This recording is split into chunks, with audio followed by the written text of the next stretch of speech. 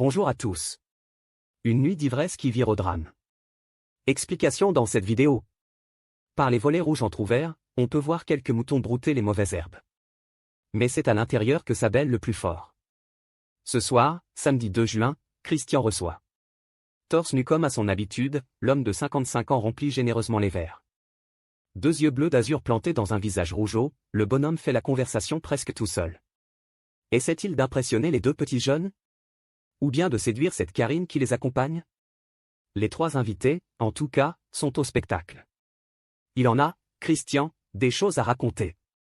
Pour un bûcheron de profession, il a de l'abattage. Les biceps bandés, il raconte ses journées à couper du bois pour l'usine de tonneaux locale. Les moutons qui broutent dehors? On les lui a prêtés, histoire de tondre son terrain sans se fouler. Les vieilles voitures garées dans la cour? Il les bricole pour dépanner les copains. Moi, ajoute-t-il hilar, je n'ai plus le permis. Quand il tient le crachoir comme ça, Christian, on ne l'arrête plus. L'alcool et la cocaïne ont cet effet sur lui. À combien de lignes de poudre en sont-ils? 3? 4? Avec le cannabis, le mélange est détonnant. Et la discussion de plus en plus incohérente. Encouragé par les fous rires, Christian déballe tout ce qui lui passe par la tête. Jusqu'à cette anecdote en apparence innocente. L'autre jour, j'ai acheté un gilet pare-balles à la brocante. Un quoi? Dans l'œil de Karine, une lueur s'est allumée. Est-ce l'alcool? La coque? La curiosité? Un peu des trois sans doute. La quadragénaire veut voir cette trouvaille. Tout de suite. Vas-y, je veux trop essayer. Elle a bien dit essayer. Tout va ensuite se dérouler avec la froide, l'implacable logique de la bêtise. Déjà, Karine enfile le fameux gilet de Kevlar sur son corps maigrelet. Christian, attends, s'exclame l'un des jeunes en dégainant son téléphone. Faut que je filme ça. Puis Christian s'absente un instant et revient, rouge écarlate, avec un pistolet. Titubant un peu, pouffant comme une écolière, Karine se met debout et offre sa poitrine au canon. Les rires deviennent fous. Deux détonations claquent. Qu'est-ce qu'on se marre? Née ici même à Montpont-Ménestérol, petit village de Dordogne, Karine a longtemps été jolie, gentille, un peu naïve aussi. Une première union, 2 enfants, un job à l'usine d'Esturgeon. Au début, tout allait plutôt bien. Et puis, comme souvent, la rupture a fait mal. Très mal. L'alcool n'a pas aidé. Son 3e enfant, 14 ans désormais, ne connaît pas son père, elle ne sait plus avec qui elle a couché. Un temps, elle s'est débrouillée en vendant par téléphone des panneaux solaires. Mais en 2019, elle perd son boulot. Et cette fois, c'est la cocaïne qui l'accueille dans sa chute. Elle y consacre une bonne part de son RSA. Ce qui reste, elle le boit avec les cas sociaux de Montpont. Quand ils la croisent dans la rue, ceux qui l'ont fréquentée autrefois reconnaissent à peine cette cadra amaigrie. 40 kilos à peine, au visage creusé par la déchéance. Un triste parcours de vie qui lui donne, disons, quelques circonstances atténuantes pour se montrer aussi idiote. Mais les autres? Ce petit jeune de 18 ans, qui filme la scène en rigolant? Cet autre de 20, qui roule un joint en gloussant? Et Christian, qui vient de lui tirer dessus à bout portant?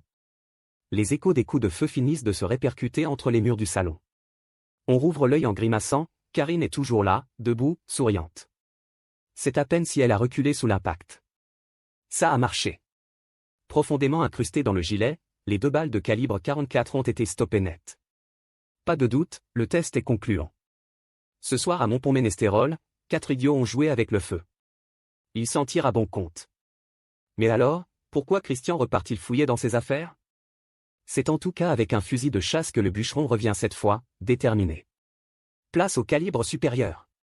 Campé à 1 mètre à peine de sa cible, le grand rougeau cale son œil bleu d'azur dans le viseur.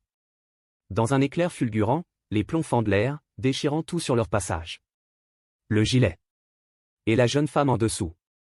Karine, une seconde, écarquille ses grands yeux fatigués. Puis elle s'effondre en arrière, telle une poupée sanglante. Silence. D'un coup, les hommes sont dégrisés. La panique gagne leurs derniers neurones en activité. Prendront-ils la seule décision qui s'impose, appeler les secours et tenter de la sauver? Ce serait beaucoup leur demander. À croire que les moutons qui broutent dans le jardin cumulent plus de QI que ces trois-là. Si Arthur, le plus jeune, compose bien le numéro des pompiers. C'est juste pour les avertir qu'une femme est morte à Montpont, avant de raccrocher précipitamment. Et si Christian se rue vers sa voiture sans permis, ce n'est pas pour conduire la blessée à l'hôpital. La voiturette, du reste, ne démarre pas. Il se rabat sur son vélo à remorque et charge le corps à l'arrière. Peinant, zigzagant, il emporte son sinistre colis dans la nuit aussi loin que ses jambes le lui permettent. C'est-à-dire à 1 kilomètre. Autant dire devant sa porte. Décidément, quand on est con. Il est désormais 6h20 du matin.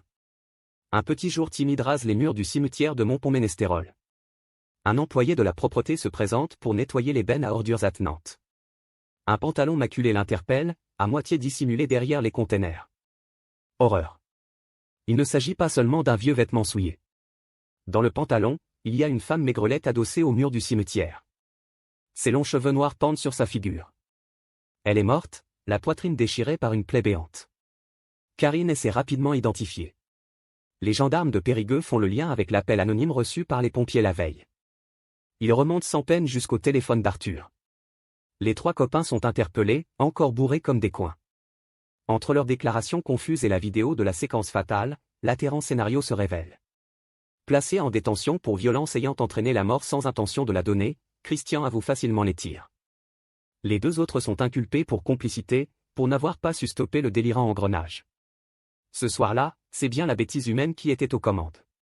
Une femme en est morte, qui laisse derrière elle 3 orphelins. Un homme et 2 ados attardés y ont foutu toute une partie de leur vie en l'air. À trop tenter de diable, parfois, on le trouve. Les 3 hommes restent présumés innocents.